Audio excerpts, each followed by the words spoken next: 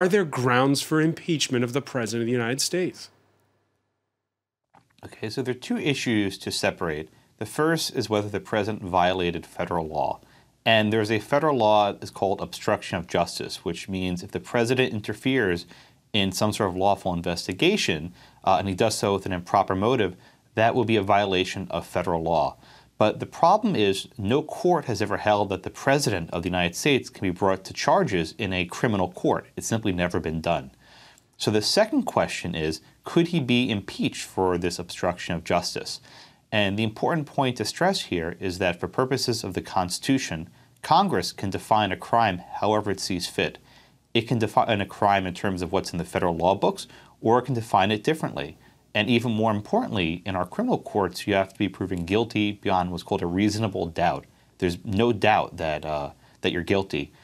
Congress can remove the president for far less, even if they think he's pretty sure he's guilty, but they're not positive. That will be enough. So at this point, the question becomes, what would Congress be willing to entertain going forward? And what should they do? I think the first step is to appoint what's called a select committee. Congress can investigate this by what's called the subpoena power, and you mentioned this in your earlier newscast. They can request documents from James Comey.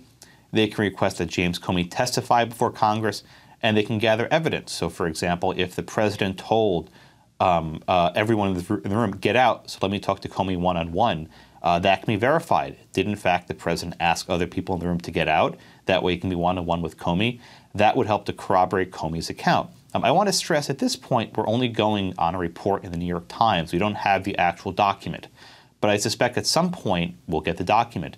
There may also be tapes. Apparently, President Trump tweeted that he may have recordings of the conversations with Comey.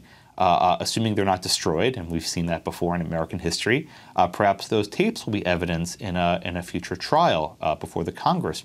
So there are a lot of things that Congress can do now, well short of bringing articles of impeachment, but they can investigate in some depth. Yeah, and again, let's get back to that quote. I hope you can let this go if it is verified and corroborated. How much legal weight does a sentence like that have? Is that obstruction of justice? Well, the obstruction of justice standard is very open-ended, and what makes it difficult is that Donald Trump is usually incomprehensible. He speaks in words that don't have normal meaning, and I say this in many contexts. His syntax, his grammar is all over the place. But why is that relevant? Because part of the crime is proving that he did so with an improper motive, that he did so what's called corruptly. And it's not clear exactly what Trump meant. So I think this would probably be enough to bring an indictment in federal court.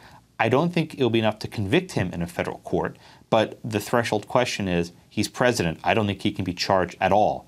Now, can Congress convict him on, go easy on the guy or whatever he said and let him go? Congress probably could convict on that because they don't need to meet the same burden of proof they would in a criminal court with a judge and a jury.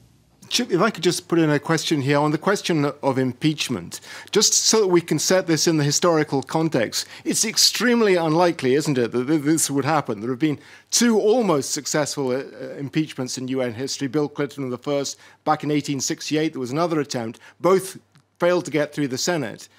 So even if Republicans could be persuaded to come online with this, it's just not going to happen. So for your listeners overseas, I'll walk you through the process. There's two steps. First is what's called impeachment. A majority of the House of Representatives must approve articles or charges of impeachment that the president broke the law or did something bad. Then it goes to our Senate, and the Senate actually holds a trial. The Chief Justice of the United States, John Roberts, would preside at this trial. And in order to convict in the Senate, you need a 2/3 vote. So even if the Democrats are able to obtain a majority in the House in 2018 and they could bring articles of impeachment, it's very unlikely that there will be 2/3 majority, that is 67 Democrats in the Senate. So you would need a significant number of Republicans who cross over and decide to back the impeachment and the removal. At that point, this is what basically happened to Nixon.